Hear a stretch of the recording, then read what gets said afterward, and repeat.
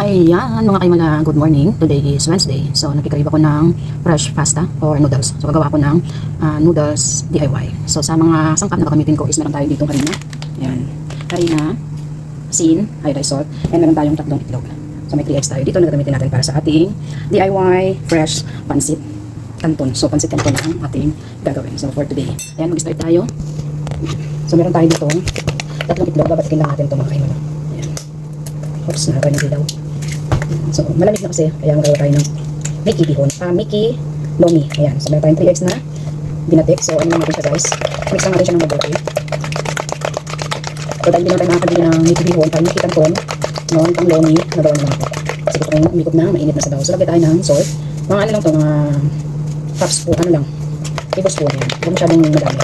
And then, mix lang natin ng mabuti. Ayan. Wala kasi yung aking stand ng cellphone kaya nahirapan tayong mag-video. So after nyan, meron ako ditong empty na yogurt. Nalagyan ng yogurt. So kakali lang natin. Kuha lang ako dito ng mga isa't kalahati. Kasi ako lang din naman guys sa kakain. So hindi ko kailangan gumawa ng marami. Ayan. Isa. Then lagyan lang natin ng konti pa. Sa kalahati. Sa kalahati yung aking harina. Then syempre mix natin ito. Mix natin siya sa pag tinulang at medyo malambot pa yung ating harina. Mag-add na lang kayo ng tawag dito harina. So, hindi nito kailangan lagyan ng tubig or gatas. Ang tanging magiging tubig lang ito ay yung itlog natin nilagay. So, ayan. Ganito magiging tsura niya guys. Pagko tayo ng dough. Ayan. So, wala rin tayo dito ilalagay na baking. Yung parang katulad sa mga tinapinapay. So, wala tayong nalagay kundi itlog at asin lamang. So, pag medyo basa-basa, magad lang kayo ng konting harina. So, tantayin nyo lang na hindi na siya didikit sa inyong palad. No? Ayan. So, kailangan nakahiwalay. Ayan. So, hindi madali gumawa ng ganito guys. Lalo kung wala kayong mixer. Pero kung may mixer kayo, easy lang. Ayan, sa Saudi may mixer ako ng dough pag gumagawa ko ng tinapay lalo pag Ramadan. So dito kasi wala, kaya mano-mano. Pero sa mga susunod na buwan, may matagalan pa ako dito, magpapabili ako para mas mapadali yung paggawa ko ng mga tinapay. So yan, mix lang natin ng mabuti hanggang sa maging dough. Then balot lang natin siya sa plastic ng mga 20 to 25 minutes bago natin gawin itong next process ng paggawa ng Lomi noodles. Diba, dali na siya guys. So pinatay na sa kamay ko. So malinis ang kamay ko dahil nagugas naman tayo. Mahirap kasi mag-gloves pag magmasa. Hindi tayo maka-pwersa ng mabuti kasi maaano yung gloves. Kaya mainam pa rin na ang kamay na lang at mabukas bago natin gawin yung ating pagmamasa. So yan. Medyo urunan. Kaso mayroon pa rin na kaya sa yung harina na nasa bowl. Hindi siya madali guys, pero sulit naman to pag matapos na. Makakagawa na tayo ng masarap na soup ng noodle soup. Gawa ko ng Lomi soup guys kasi taglamig na. At pwede naman itong yung noodles na gagawin natin, pwede naman itong i-rep lang bago mga susunod na araw ulit, pwede natin siyang lutuin. So, ito na, ang ating noodles dough. Ayan, ito na siya guys. Ito na magiging itsura niya. So, para lang din siyang doon ng tinapay. Then, babalot ko lang po siya sa plastic. Then, babalikan natin siya mamaya. Ayan. And syempre, ano natin to guys. Paplatin natin to. Mamaya makikita na ninyo yung susunod na step na gagawin natin. So, ngayon, hayaan lang muna natin to siya guys na parang kumalsa. Pero hindi naman to asin na kalsa kasi wala naman tayo nilagay dito pang kalsa. Pero kailangan lang natin siyang hayaan sa loob ng 20 minutes. So, okay na to. Balik tayo after 20 minutes. Ayan mga kaimala, naligo muna ako. Then, naikat ko na nga pala siya. Hindi ko na nabidyohan kasi tumawag yung aking palalabs. Ayan. So, nakat ko na siya guys. And then, lagyan natin siya ng harina. Ayan. And lalagay natin siya sa kumukulong tubig para as in talagang maluto siya ng konti. Then nandun na yung pinaka-finished products ng ating noodles.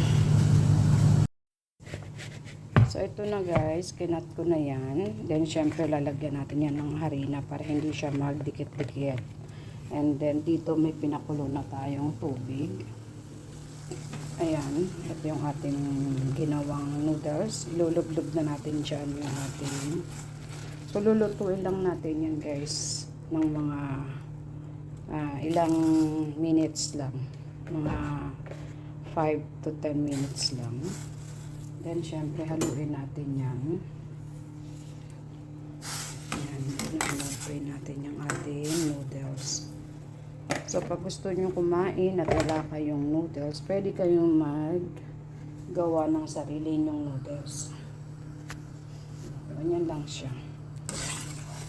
Yan lang natin siya sa mainit na tubig.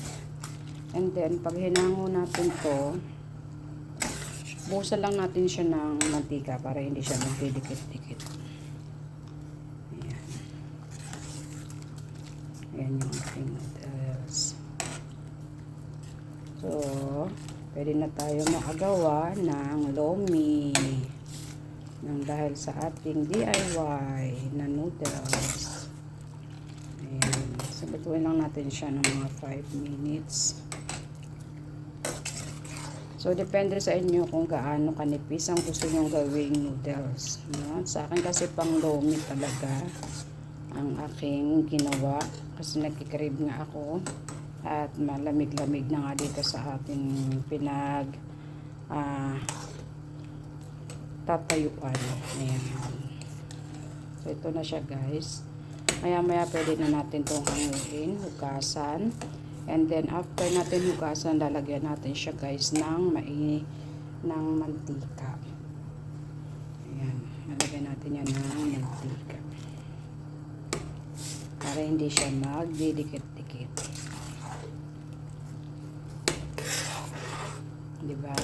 Nagawa na tayo ng ating noodles. Pwede din natin yan lagyan ng kulay. Halimbawa, pag gumawa kayo ng dough, lagyan nyo ng kulay dilaw.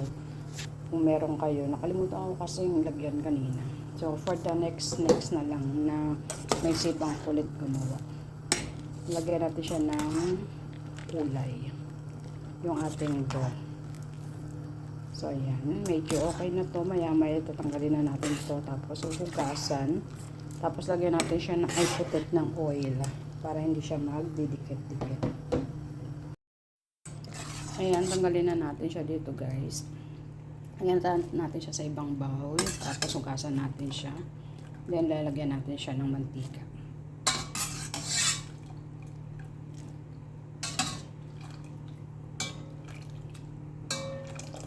Ayan. Then, hugasan natin yan. Hugasan natin siya ng malamig. Ayan.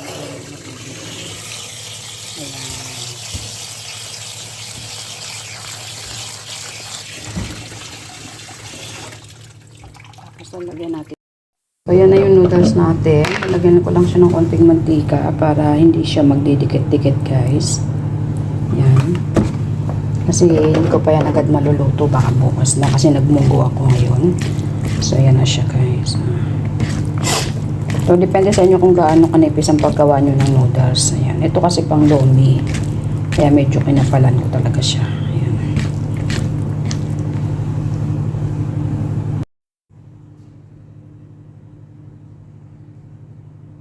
A few moments later, hours later, one.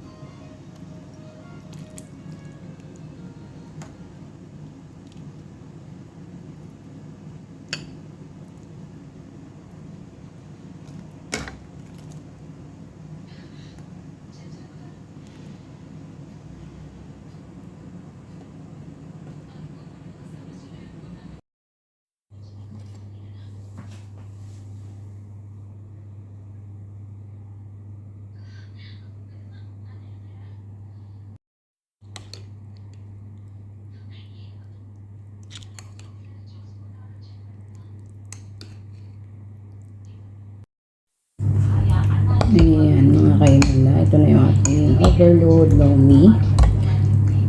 Hindi nga pala ako nakapag-fried ng bawang. Masarap sana to kung may bawang na pinried. Yan. This is it.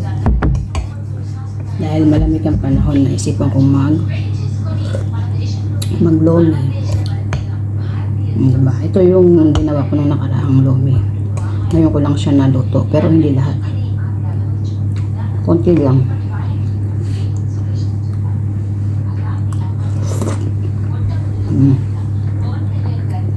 Diba? Gusto mong kumain, kung nag-crave ka, pwede mong gawin yan. Basta na sa loob lang ng bahay yung mga sangkap mo. Magagawa mo yung mga cravings mo. Para ka lang din kumain ng lomi Batangas, guys. Wala lang chicharon. Yan. Niluan ko siya ng hotdog, chicken nuggets, tatlong itlog, tsaka mga gulay.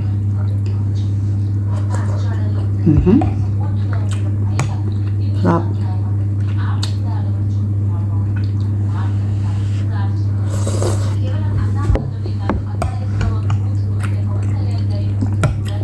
Almost lunch ko na to, guys. Kasi may tira pa akong konti. So yun yung kakainin ko ng lunch.